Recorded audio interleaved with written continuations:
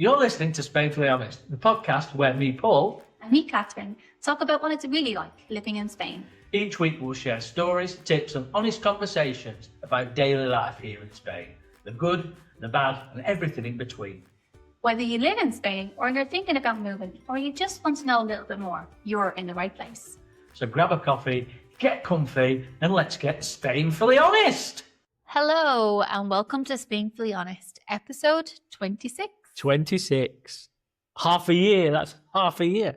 We're getting excited again. Yeah. Quite a good half a year, has it not, Catherine? It has been very good. Tell people how good a half a year it's been. Oh, I can't remember the exact stats. I don't know why I should be able to remember them because they were so amazing. But we had I know they're all in the 90s. Yeah.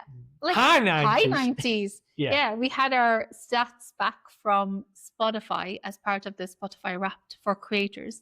And we were shocked. Blown away. Blown away by the I remember one.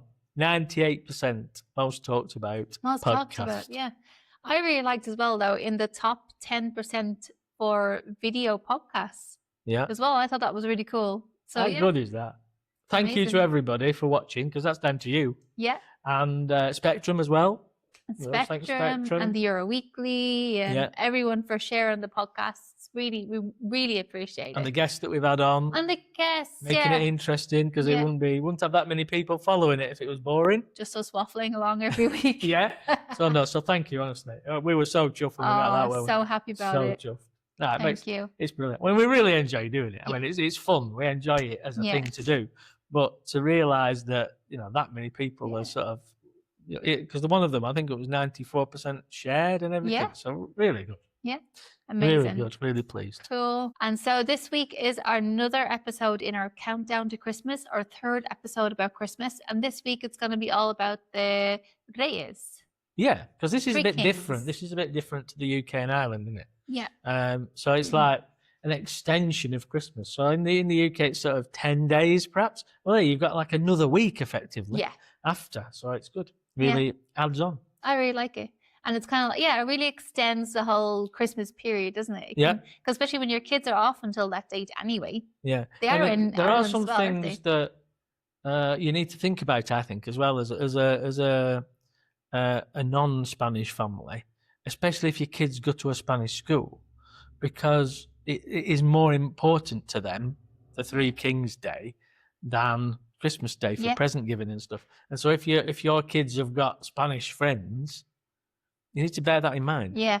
From their point of view and from the friend's point of view, your own kid's point of view and from the friend's point of view. Because sometimes Max is like, "Oh, they got loads of presents from the Kings and I didn't get anything." Exactly. So you need to think of it that way. Yeah. They're going to be hyped up on it.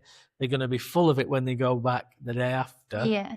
Because effectively they go back to school near enough the day after Three Kings that's Day. the only bad thing. So that's that. But also the period in between.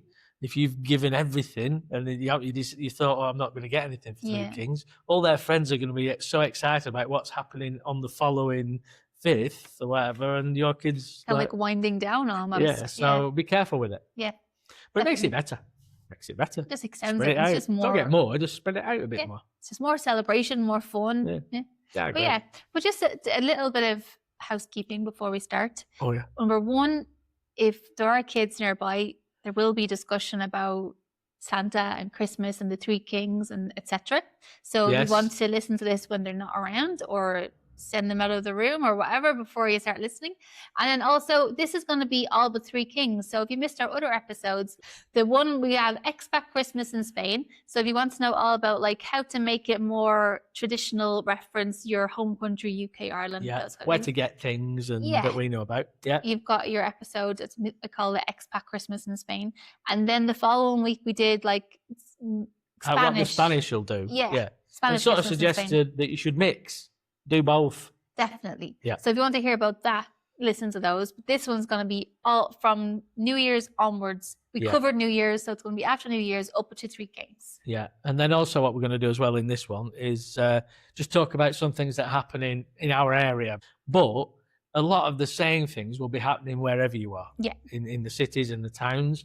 So, hopefully this will give you an advice on where to look and what might be going on and find out about it. Yeah. Cool. Okay. But before we dive into all that, tell us how your week was. I've been in Murcia quite a lot this week nice. because I do markets with Olga, and Murcia never ceases to impress me. And I think what it is about it is that's different to the other. I've been and lived and visited a lot of the coastal international tourist cities, so Alicante, Valencia, Malaga, and I think the one difference for me is that Murcia is not as international. It's still Spanish. Yeah. And so it's just different, and it's really nice. It's worth a visit, even if you've been to the others. Because it's things like, I think the main difference to me is the food. When I've been to those other ones, there's a Malaga, Alicante, Valencia, a lot of the restaurants are international restaurants. Yeah. So they'll do pizza, pasta, fish, burgers, steaks. In Murcia, they are still independent restaurants. So they're Spanish restaurants that do Spanish food. Then there'll be an Italian pizza restaurant. They've not got this international food thing. They haven't got that. Yeah. But I think that's a positive, personally. Yeah. But, me too. There's an Italian restaurant that's in front of the Teatro Romeo. Yeah. That plaza, that's my favorite plaza, I have to say. In it is nice. Yeah. I love it. Yeah. And there's like restaurants kind of opposite the theatre, and there's an Italian restaurant, and I love it. They have these huge windows that are open, and you like sit in the window. You're kind of like inside, outside at the same time, and the food's made. I was going to say the pizzas, but all the food.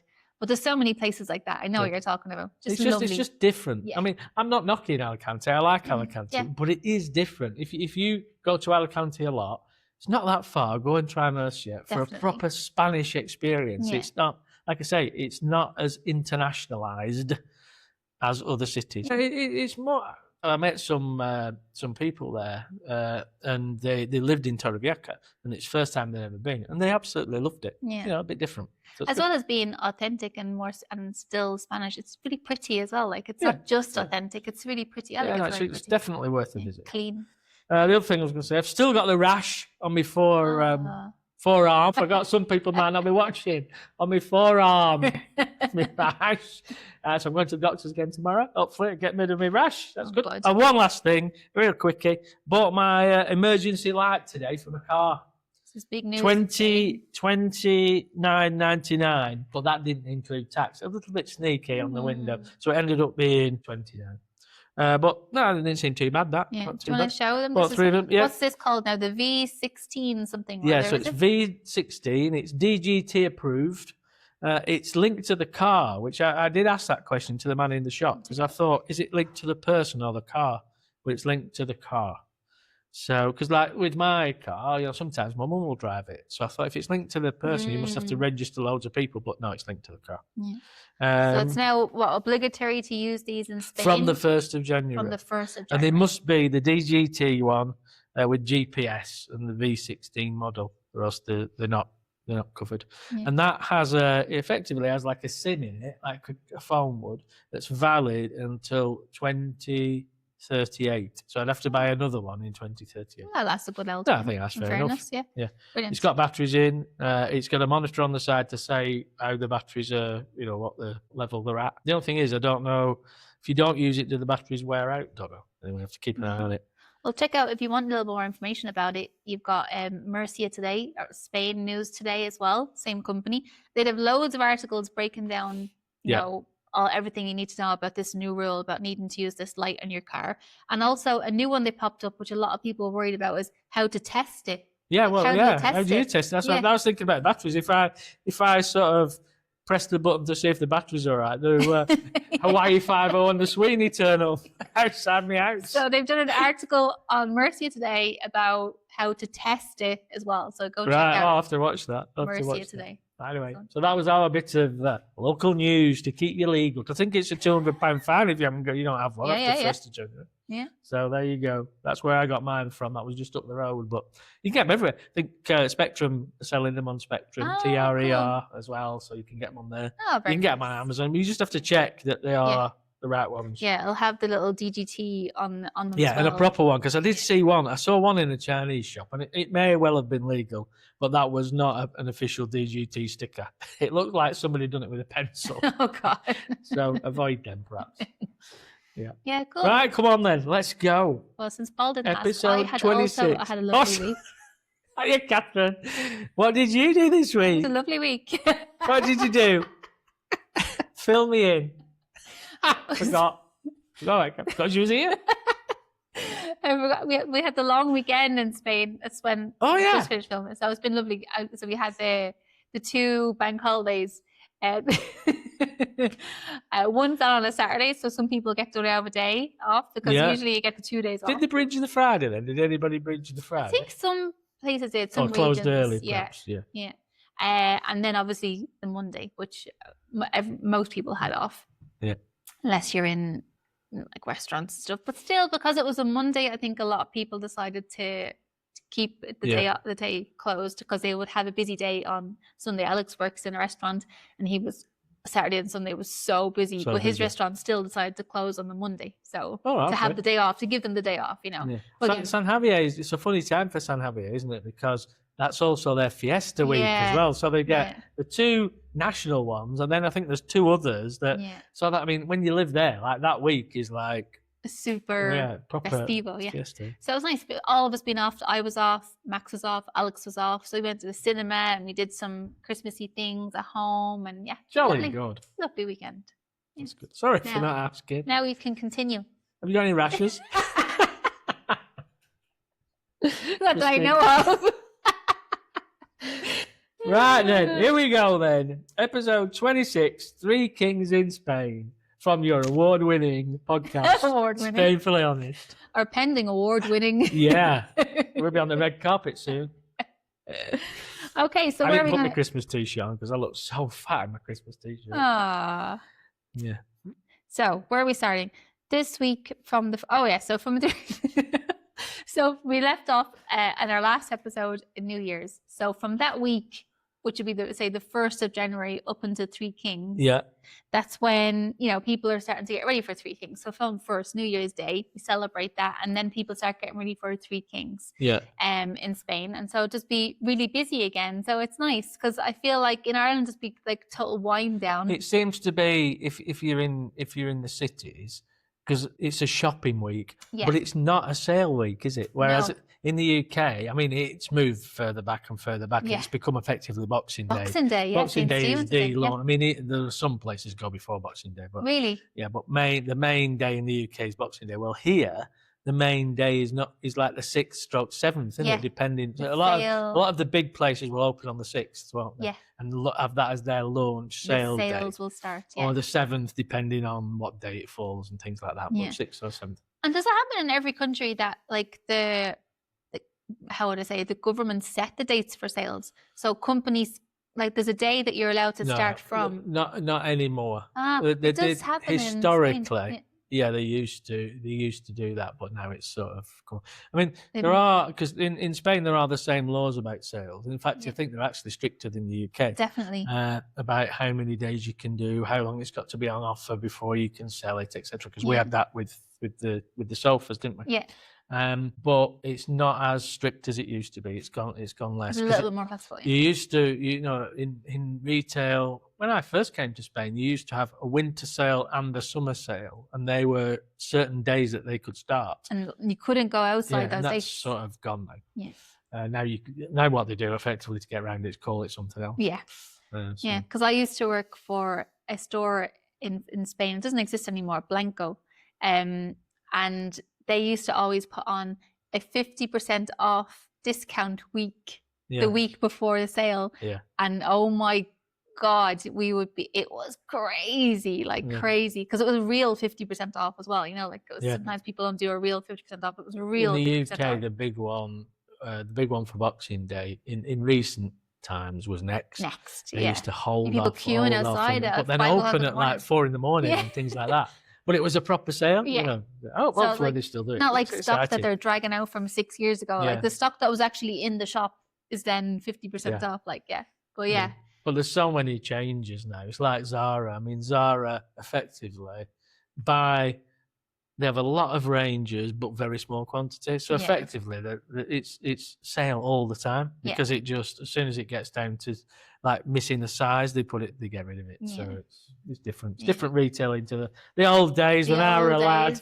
When I were a lad, we only had a sale one day a year. That was it. Get in. People camping outside and all sorts. Loved it. Yeah, so your sales will start after the Three Kings for obvious reasons. They want to get the full price. So, and it's again, some will come on because they'll do bits, won't they? I mean, Christmas-related stuff, as in Christmas, bright red and green. Yeah, these will probably go on a bit quicker. But...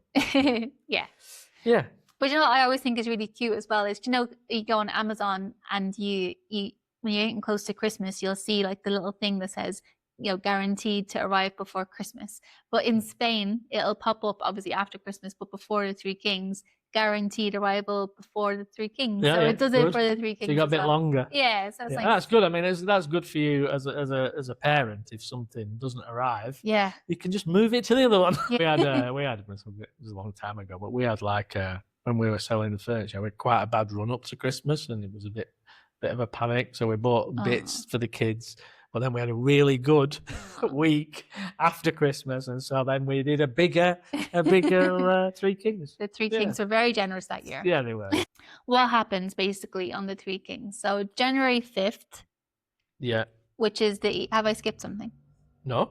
January 5th, which is the eve of Three Kings, which is equally Three Kings Eve. Yeah. Three Kings Eve. It's hard to say. Yeah. Which is equally as important. I always feel like in Spain, the eves are just as important as the day of, right? They feel just as festive to me. Yeah. I mean, because they do. It's when they get the presents on the eve, isn't it? Yeah. So. Well, some do it in the morning and some do it in the evening. It depends on the household. Oh, okay. Yeah.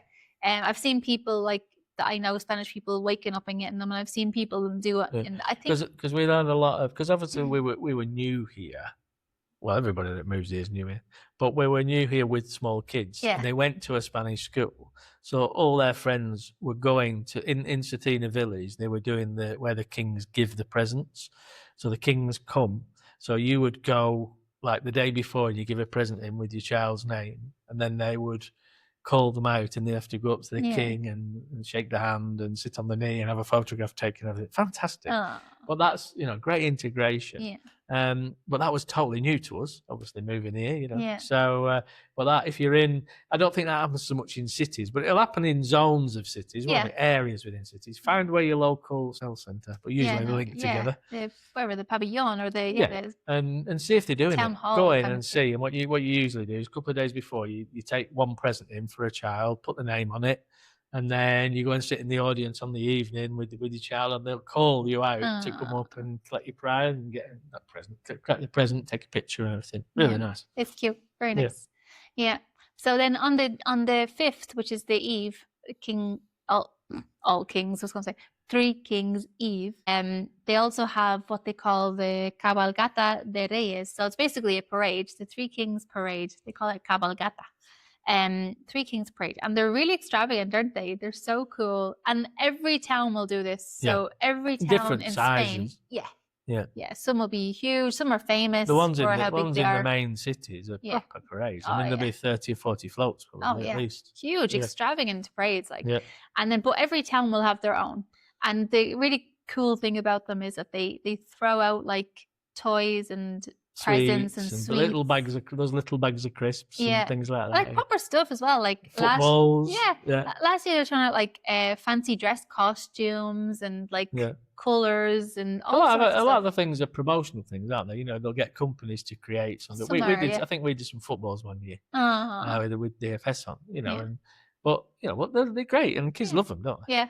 If for some reason it's always much better coming from them than from anywhere else they might. So if you go to one, take a carry bag, but don't take one that's too big. It is a little bit frowned upon to go with like a massive bin bag. Yeah. You know, they're trying to get the gifts to everybody. Yeah. So And also, just if you go with little kids, just also be a little bit careful because people are can be not always, but people can be quite rough. Yeah. And obviously, you're walking in front of a truck because underneath the float is some kind of truck, so just be careful. In this area, it's tractors. Yeah, a lot of tractors. Get the rural vibe. With small kids, I used to like put one put her on my shoulders so that they were a bit safer and the higher up, because obviously throwing from the height throwing. And be careful what you get hit with as well. Yeah, it's not too bad when it's a 1 cent bag of crisps. I got a smack of a couple of boiled sweets. They hurt when they're like fired at you from a distance and a height as well. You have to watch out for them. So one of those floats will usually be the Three Kings, won't it? Yeah, at the end. So they'll like build up to it, and then the last 3 are usually the Three Kings. Yeah. And then they'll have all sorts. So they'll have dancers, they'll have everything. Yeah. It's a massive thing.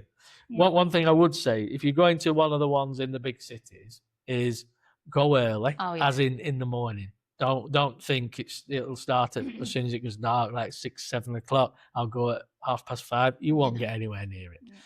Parking, I would suggest you park on the outside of the city and walk in, because a lot of the roads will be closed because of the procession. So if you're in the centre in a car park, the road will be closed and they won't let you go until they've taken all the chairs away, moved all the stuff, swept up, and you'll be sat there till 3 a.m. to get your car out. So just leave it on the outskirts and walk in. That would be mine. Yeah. And when you see the chairs alongside, you literally have to book them weeks in advance. Yeah. So, and you do it to the town hall. So it comes up in the town hall website, book your seats for the parade, and it comes up, I would say, even a month in advance. I think even now you'd struggle. You can. There's usual spots where you can find it. Like if it's a side street coming on, they might not put seats across from there. You can stand behind, and you'll find somewhere. Yeah, they're just really busy with little kids. Make sure you keep hold of them. Keep hold, And if you're and just moved across and you just had to come into this new town, it'll take you a while to find out the best spots where to stand. So get there a little bit early, and you kind of see where people are standing, and stand somewhere along there.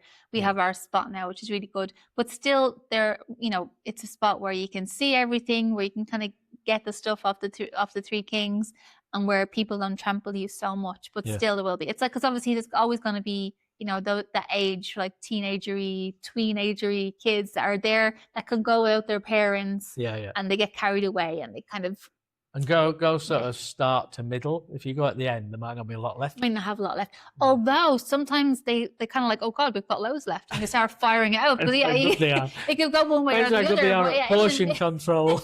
In the middle, because sometimes I think at the start they don't throw so much because they want to make sure they've got enough for the end. So middle is probably. I go middle. Yeah, middle is probably the best spot. I mean, again, and this is a bit of a negative. In this day and age, be careful of your pockets and your wallet and things. Keep everything away. I mean, where there's loads of people, don't matter where you are in the world, there'll be people who want to profit from that. Exactly. So just be careful. Yeah, but apart from all that, it's great. No, it's great. Yeah, no, it really is. It's really nice. Yeah, I like both, to be honest. I like going to the big city ones because it's just, I think you have to experience it, but it is packed. It's not good with little kids. No. It's just too stressful. Yeah. They're a lot better at the smaller villages. Definitely. So go to the smaller villages for that one. But once, at least once in your lifetime, go to one of the big cities and watch it done like that, and it's unbelievable. I would go so far as to say I don't enjoy it at all when I'm there, because I'm thinking about Max the whole time. Because now Max is like probably the worst age. Yeah, he's not big enough, is he? And he's not small enough to be able to keep having him on your shoulder all the time or something. Yeah, it's probably the worst. He's like down here somewhere still, but I have to keep a hold of him. And there's just literally so many people, and because obviously, like Catherine said, a lot of them perhaps young teenagers and things, they run alongside the procession to get more rather than stand in one place. If everybody stood in the same spot, it would be fine. Everyone would get the same amount, But the kids tend to run with the best, one that's giving out the footballs or whatever, they'll run along the side of that, and so you get run into. Anyway, I mean, making it sound horrible now, but it is really good. But it's like as if they adapt over the years. So like the one that we go to here in San Pedro, they've started putting up better kind of barricades, and they're quite nice as well. And then they have like, not security guards, but like people kind of walking beside the floats to stop people doing that. So in fact, every year it's been a little bit better, but I still like to just let people know, because if it's a surprise, it's a worse experience. But if you're prepared for it, now you're super prepared, so you're going to be there going, what were they talking about? This is grand. And be particularly in the big cities, be prepared for 6 hours. I mean, a long time. That's why people book chairs a month in advance. Yeah, because it's start to finish. There might be 40 or 50 floats on there, and they'll travel probably a couple of kilometres. And on tractors. on tractors, yeah, so going very slow. So, it is a full thing. I would suggest if you were going to do a major city, I would go in the morning. Yeah. I'd make a full day of it. Yeah. I'd virtually go for breakfast, lunch, have a look round or whatever, and comfy then shoes. Get ready, find a spot, and then be there for another 4 hours. Yeah, well wrapped up, because even if you are in Spain, when you're stood somewhere for a long period of time and it gets late, you're just going to get chilly. So just make sure you've got layers. Enjoy. Send us some pictures to hello@spainfullyhonest.com. Yeah, or tag us on Instagram or Facebook or wherever you want. Our Facebook is flying at the moment. Have you noticed that? I don't know. Yeah, people. I don't really understand where they're all coming from. I just reply to them all. I think I'm probably replying to myself. I don't really know. And another. Oh, hang on. Let's go through a little bit more. So who are the three kings? Some other people might refer to them as the three wise men. That's what we used to call them in Ireland, the wise men. Yeah. But they were bringing gifts, so that's where it's sort of properly appropriate, because the gifts are related to those. They were bringing gifts to baby Jesus. Well, these are the gifts to the children. Yeah. So it makes sense. So the kings are Melchior, Caspar, and Balthasar, and they're the three that come every year. There's no other kings. No, just them three. They're wearing well, actually, because they don't look any different. Look great. I've seen different ones. I saw a transvestite one once. Really? Yeah. Oh, there you go. Right, and then did you have anything to? No, because we said that was my bit. Great. So then the next thing, of course, is the day of Three Kings. So January 6th. Some people refer to this as the Epiphany. Is that right? Right. I have never said it called it that, but it comes up lots of places as the Epiphany. Right. In Ireland, we used to call it Little Christmas. Yeah. Yeah. And that's the day in Ireland where you take your decorations down. Yeah. They don't. They do keep them a bit longer here, don't they? Yeah. Nobody tends to take it down on that day. I've never noticed it. We did it in the UK. That was like the day, 12th night, 10th night. 12th night, we would take them down. But here they tend to keep them up a little bit longer. Yeah. Although I have a neighbour that's like, has the house, I mean, it looks like something from, like something you might see in the States. Like they put like the lights, it's very surprising for a Spanish household, but lights everywhere. And they have like this, I'm going to say a deer, but it's probably a reindeer. Huge reindeer, like life-size reindeer in the top balcony. Huge. And I swear to you, I walk my dog early in the morning. So on the 7, early in the morning, doesn't be it's gone. Not a light. I'm like, when did they do it? They're doing it properly. When did they do it? They're doing it properly. Yeah, very cool. But anyway, so what's great about that? So it's the main day for gift giving. So the kids will wake up on the morning and they'll open their presents from the Three Kings. And then they'll get together and have a lovely meal. And then they have what's called... So that's more like our Christmas Day then. Yeah. Okay, because they don't do their Christmas Day. If you listen to last week's episode, they don't do their Christmas Day like we do. No. So, you have to listen to it now. We're not going to tell you anymore. No. And they eat what's called a Roscón de Reyes. So a Roscón. A ring-shaped cake. Yeah. You used to bring loads of them in. I always remember that. When we were work together, Catherine used to bring them in. Yeah. But again, people order these in advance. So, but it's gotten, I was going to say more popular, but it's always been popular. But I mean, in big supermarkets, like Lidl and Aldi and stuff like that, it's become a thing as well. Yeah. So they used to be difficult to get your hands on. You used to have to order them from a bakery, like a couple of weeks beforehand, or even a week or a couple of days beforehand. But you would have to order one, and you would pick what you want inside. So you could have 3 different fillings. You usually have chocolate kind of cream. Is that what we call it? Spready type thing. It's creamier than spread. Yeah, it's like Angel Delight. Really. Yeah. Chocolate Angel Delight. Fluffy, yeah. Or you could have what's called crema. So it's similar, but it's cream. Like cream, yeah. And then you can have one that's called nata, which is more what we would call fresh cream. Yeah. But I think it's spread. I don't think it's fresh cream as we would think fresh cream. I think it's like spray type cream. Yeah. But they call it nata, so it's like a fresh cream. That's my favorite. So nice. Okay. Very nice. Or you can get the three. So you can have for a little bit of each in each. Oh, a third of each. That's what we get. So we get a third of each. Right. So you get yours from a baker's then? Well, Alex's mom used to always bake it for us. So she would just make it we'd order it with her and she'd make it for us. So I suppose it's a bit like everything. Get ones that are just dry with nothing in the inside. Yeah, fill it yourself. Yeah, or people get it like dry. It's not dry. It's just like a normal sponge cake, I guess. Bit drier, I guess. It's a bit more bready than a sponge it's breadier. Cake. Yeah, it's like a sweet bread. Yeah. Rather than a sponge cake. Yeah. And so people would get it like that, and then they would get hot chocolate and maybe dip it in it. Yeah, fair That's enough. what people do with that. Yeah. But there's things in it, isn't there? You have to be careful, because I thought there was only one thing in it, like Christmas pudding where there's 1 sixpence or whatever. Oh no, there's several things in it. So when you see somebody biting at the far side and go, I got this, you think, I'm safe now. Chomp away, and you could get something yourself. So be careful with your fillings. Yeah, definitely. So you've got one thing which is like what is it called? I don't think it's the king, is it? Yeah, so a small king figurine. Yeah. Which brings you luck for the rest of the year. And then a bean. And the bean... so that's what it says, yeah. So the person who finds the king will have good luck for a year. Yeah. The person who finds the bean, it's not bad luck for the year. No. They have to buy the cake next year. Yeah, so it's a correction, because we spoke about this a while ago on the podcast. And I said you had bad luck for the year. And I was like, that's a really mean thing to give someone that you love. No, but it's not bad luck, no. No, you just have to buy the cake. That's a lot better. Yeah, it's better. In a way. It's still bad, but it's not as bad as bad luck for a whole year. It's bad luck for a year. I was being a bit harsh there in that podcast. Yeah. But yeah, so it just means you have to buy the one for the following year. So you'll be the one that has... and they're pricey enough, like... Yeah, they're not cheap. I mean, when you get one from Mercadona, they're fairly sensible price. But still, they're not like... Yeah, they're not cheap. Yeah.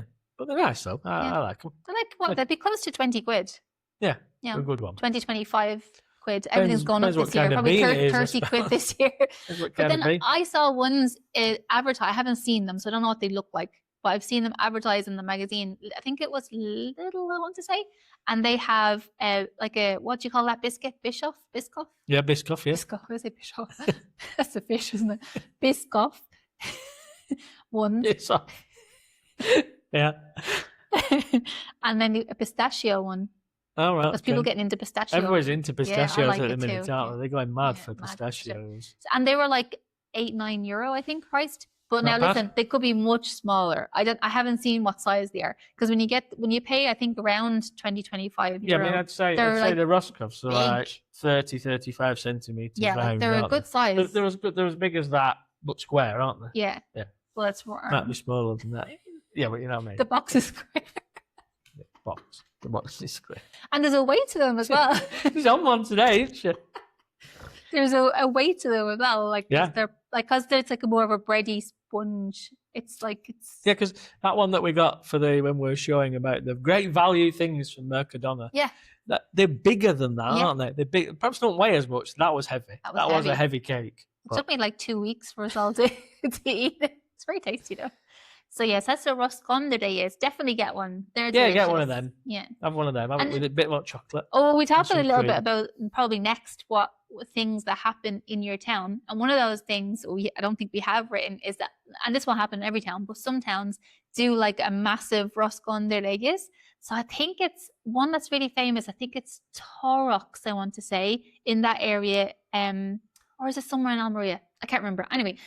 Check your town hall, and they'll do like these massive, giant Roscon de Reyes for the whole town. Right. And so and it's free. So you turn up and you queue up, of course, and you get your piece of Roscon. And they usually give out like colacao, like hot chocolate, and the whole town has it together. And it's usually some kind of record they're trying to beat the biggest Roscon. Yeah, whatever. Enough. So check out your town hall and see if that's happening near you. In a village that I lived in Latertia, when they had their summer fiesta, in the town was an ice cream factory called Latertia Ice Cream, and he used to make very nice ice cream. He used to go for the biggest ice cream in the world, which sounded great that everybody got ice cream until you saw all the kids licking this big ice cream before they portioned it. Oh yeah, and it sort of put you off a little bit.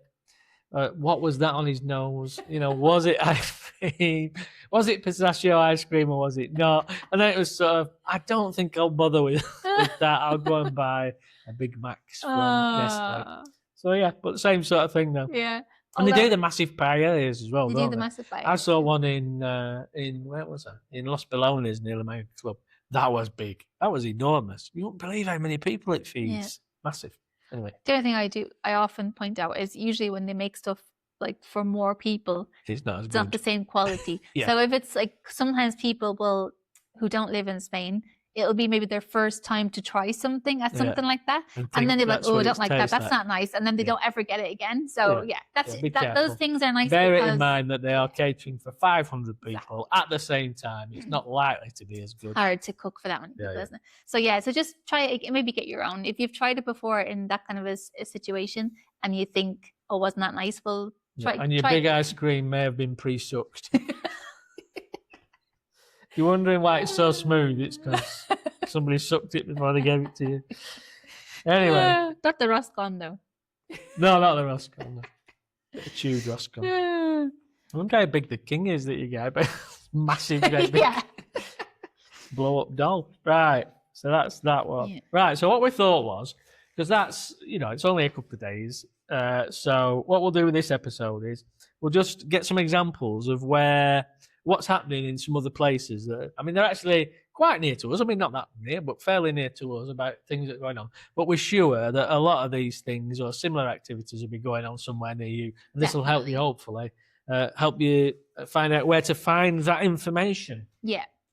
So, we've broken down 2 areas, really, to detail what's happening in those towns. Well, one's a city, one's a town. Yeah. And then basically, as Paul says, if you go into your local town hall or the town hall for the city near you, they will all have these programs that have started from now around, more or less. From when this comes out, they'll already be on.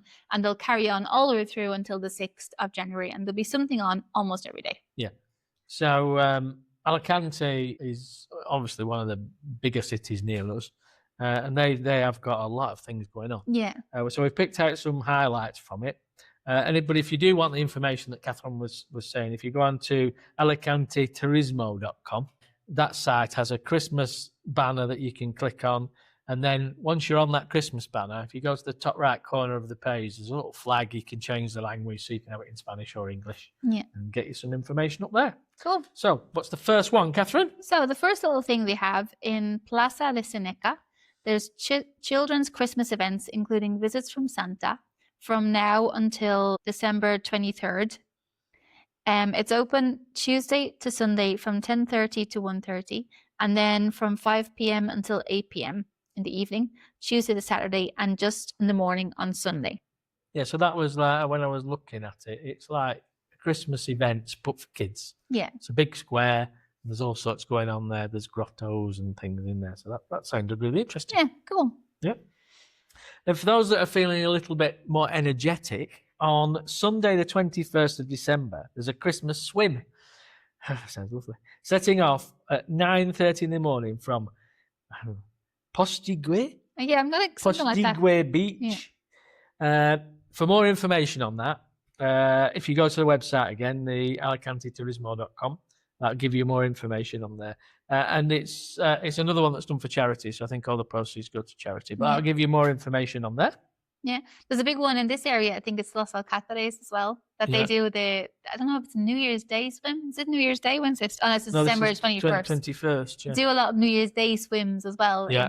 So look out for those. Have again. A look out. Yeah, again, go to the site, And, usually have to register beforehand, so keep an eye out for that as well. Yeah. Probably helps if you're near some water. Yeah. And then on Friday, 26th December, Boxing Day if you're from the UK, St. Stephen's Day if you're Irish, there's a fun run, which is the annual fun run, and it's called the San Silvestre Solidarity Race. This happens, by the way, in every town in all of Spain, I want to say. So it's a famous race. So what's fun about it is that most people are dressed up, so in fancy dress, really good fancy dress though. So like we don't just throw on any old thing. These people plan their outfits. It's usually Christmas related, but it doesn't have to be. Yeah. And in this particular race sets off at 7:30 p.m. from Rambla Méndez Núñez. That was hard to say. Yeah. It's a 3-kilometer race available to all ages. €5 to enter, with all proceeds going to charity. And there's only 2,500 places, so you usually have to register for that as well. And even if it was in your own town, you usually have to register as well. Yeah, I guess they do a limited number in all of them. Yeah, so yeah, just I would say so. And by the time this goes out, you'll be quite close. Yeah. So get booking. Register. And again, information for that is on the alicanteturismo.com website. And this one, and again, this will happen everywhere, I would think. From the 26th of December until the 4th of January is the Royal Letters Camp, not lettuce, Royal Letters Camp in Plaza de Gabriel Miro, where children can give their letters to the three wise men or three kings, whatever we decide to call them. It's by appointment, and there are a limited number of appointments because the kings, of course. I mean, can't see everybody. They only see so many people who are kings. Again, information from that website.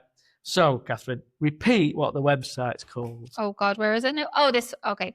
So it's alicanteturismo.com. And then the /EN is the English page, and the Fiestas and Christmas. But if you go on there, there's a Christmas banner. Click on that, then you can change language, and there's loads of information. So that was just Alicante city itself. That one. Yeah. But again, Valencia, Murcia, they'll all have something like that. Yeah. Inland cities, Salamanca, they'll all have something. But that was just one example. Yeah. Then. This weekend on, what day was it? Sunday, I was in Bullas. Now, Bullas, I think it's got a population of about 25,000. So it's not a massive city, town, but they are doing so much for Christmas. So I thought, well, let's promote them a little bit. So if you're in the sort of northwest Spain, have a visit to Bullas. Go and have a look. Northwest Murcia. Yes, northwest Murcia, not northwest Spain. It'll be a long way to Bullas from northwest Spain. Northwest Murcia, yeah. They have, Playmobil, the toys. Yeah. They have a Belen made by those people, and it's supposed to be very big. It's in the Sala de Exposiciones, which is in the centre of the town, in the Casa de la Cultura, in the centre of Bullas. It's open until the 6th of January, every day from 11 until 2, and then 5 until 8. And it's free to go and have a look. Yeah. We had one in San Pedro, not last year, the year before. Yeah, in the old casino. Yeah. Yeah. And they do it so that it looks a little bit like you're the town it's actually in. Right, okay. So it's really cute. So they'll have specific things about your town. Very cute. Very cool. And the Belen is a nativity scene. Yeah. In case you haven't watched one of our other episodes. But that one is a definite kids one, isn't it? That's aimed at kids. Yeah. They're very cute though. They're very nice. Yeah, I like them. And again, this is happening in Bullas, in Murcia, but I imagine now the Playmobil ones don't be in every town like all the other celebrations. They kind of pick different towns every year, but they are in lots of towns. So check near you. There might be one near you also. Right, what's next? So in Bullas again, so on Friday 26th of December at 6:30 p.m. in, again, the Casa de Cultura and the Cultural Centre, they have Bobo, which is children's puppet show about penguins for over 3s, and the tickets are €4, and you can buy them from the Bullas website, which is www.bullas.es. Yeah, they're doing a lot of stuff for kids. I mean, there is adult stuff on there as well, but they're doing a lot of stuff for kids, which is really good. Yeah. On Monday, the 29th of December at 6:30 in Casa del Culture again, they have a performance of Capucita Roca, which is a Little Red Riding Hood for all those people who didn't know what that was. Tickets are €6 and recommended for over 3s. Again, tickets from the Bullas website. I really like how they say it in Spanish, www. I know we don't really have to say that anymore these days, but in Spanish they say tres W's. Three W's. Yeah. What else have they got on? Okay, so on the 4th of January, again at 6:30 p.m., they have a musical for the kids titled La Casita de Chocolate, so the small chocolate house, which is a variation of Hansel and Gretel. It's open to everyone, and it's €6 per ticket. Tickets, again, are available from the Bullas website, which is www.bullas.es. And again, it's in the Casa de Cultura. Yeah. I was up there for the market. So it was a Christmas market on Sunday that's just gone. And they've got another Christmas market, obviously, for Little Christmas, which is on the 4th of January.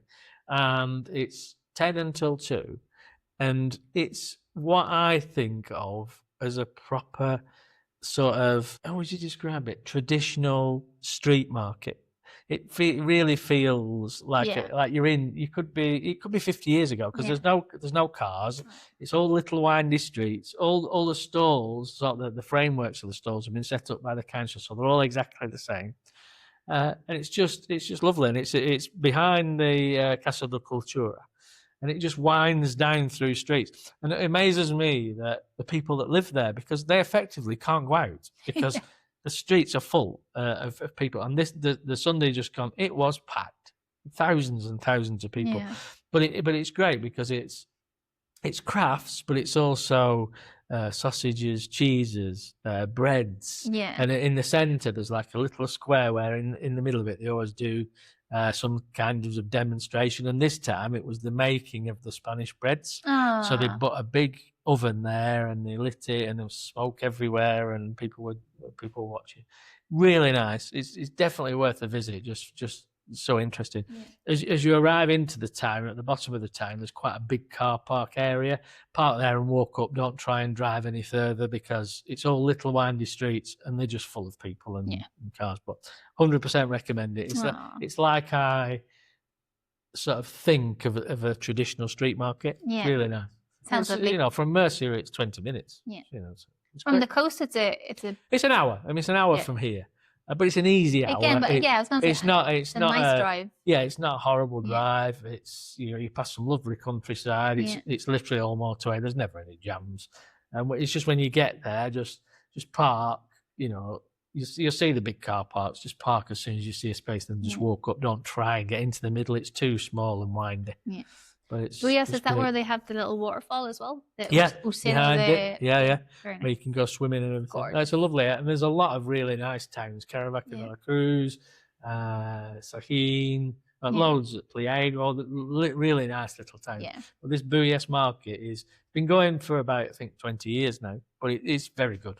It's great. Cabalgata had at the weekend as well, like big event, didn't they? It was a medieval market they had on as well, and lots of other stuff. Yeah. I like Cabalgata as well. Great. It's lovely. Very nice. Yeah, nice There's a lovely to go park there. It's one of the nicest places to go for a walk in Murcia in like the autumn time. Like we used to go camping in a town near there, Murcia, which is another little town, and they've got a campsite there. It's fantastic. Really it's like in the woods, and there's a river there with pools and everything. It's a great area. Yeah, we spoke about we did a winter in Spain episode. Did quite well actually. And we spoke about like the nice things that you can do. And so in that, we spoke a little bit about different things you can do. So I won't go into it now, but like the lavender fields and the cherry blossoms and all that. But those areas are great for that kind of thing as well. Yeah. Very nice. Oh, really good. But yeah, cool. So that's it really. Yeah, it's an example of like what you can do in that one town. But those things that we just called out, there'll be things that are happening in every single town. Yeah. And one little trick, obviously we say, look at your town hall, the Facebook pages, but basically if you Google or search for the website, you put the name of the town in that you're in or you want to find out about, the name of the town, .es, 98% of the time that's the town hall's website, and you'll get all the information on there for the town and the events that they have coming up. I mean, when it's in a theatre or something, you're going to have to pay a little bit probably, but a lot of the things on there will be free. Yeah. They're just different activities going on that you can just join in and watch. Yeah, it's great. Go and visit Santa for free as well. Yeah. Like I went on Friday. We went to the lights being turned on in San Pedro, and this is another example of one small town. And turning the lights on, and they had like some guy singing. I don't know if he was famous or not, but he was very good, singing the Christmas song. And they have like a carousel, and they've got like a Christmas train. And is the Belen there now? Is it set up? Belen is set up, and that was unveiled. Yeah. And then it's very impressive. It's very impressive. Big. Yeah, they added some new bits in ours this year, again related to San Pedro. They had a choir then singing after that. Then they have like an events area over to one side where they have market there as well, and they have the little market there. Yeah, very cute things. And again, they have a stage area in just off the main square, and they have something on every day, whether it's sing along for kids or a lot of it might be local choirs and things, and schools doing a bit. Still nice, but it's just great. Yeah. And there as well, they have like, I was going to say, we would usually call it a Santa's grotto, but actually in Spain, it's not a Santa's grotto. Santa is also allowed to use it, but it's probably for the Three Kings, and it'll be for other people who are related to Christmas time in Spain. Because before the Three Kings, as we said there, what are they called? You get your royal mailman. I can't remember what he's called. Basically, he's the royal mailman. So he comes before the Three Kings, and you give your letters to him, and he delivers them to the Three Kings. Yeah. Kind of like it's like Postman Pat, but in Spanish. So he will be there, and they have other, like, usually just there those people, like you'll have your Three Kings, you'll have your royal postman, and you'll have Santa will be at that little grotto. I imagine there'll be one every town again. And there's usually, you know, as an adult, if you're walking around, there'll be stalls with different things. There'll probably be Glühwein. It won't be Glühwein, but hot wine. Not in San Pedro, there is not. Is it not? No, Oh, like maybe this year. I say every year, and Alex goes, "Who wants to drink hot wine?" I'd like to have the stall, because I think it's so popular, and it does go a bit chilly. Yeah. So it's not like drinking it on the beach. He's like, Spanish people just like wine too much to drink it hot because it ruins the wine. I was like, no, it's still nice. Well, we were on Bullas the other day, and Olga was getting a sore throat, and she said, "Oh, I need some of that hot wine that he's selling over there." So I walked over to get one. It wasn't hot wine. What it was the wax for his, because it was a vineyard. It was the wax for his caps. So all he was doing was dipping the top of the bottle. It was very good to watch. He was artistically turning it to get the wax on. I thought it was bright blue. It's because you want wine. But, nice. Well, yeah, so there you go. So that's a little bit about... Yeah, there you go. A little bit about what's going on. Tell us if you go to something exciting, and we'll put it on for next year. Yeah. By then we'll be like number one in the world by then. So. Top podcast. Top podcast in the world by then. Watch this space. Yeah. Thank you very much for listening. If this is the last one before Christmas, is it the last one before Christmas? It is the last one. Last one before Christmas. Have a great Christmas. Happy Christmas. Thank you for watching. Please tell your friends and everything that we are getting there, very close to number one. Because it's really good. The more people we get to listen, the more we can get more guests on and things. Yeah. Thank you very much. And we're not taking a break for Christmas. There'll be another podcast out just after Christmas and in the new year. So yeah, we never stop here. No, never stop. I'll go. Yeah, and I'll try and remember to ask Catherine what she's done in the week before. Bye-bye. See you later. Bye.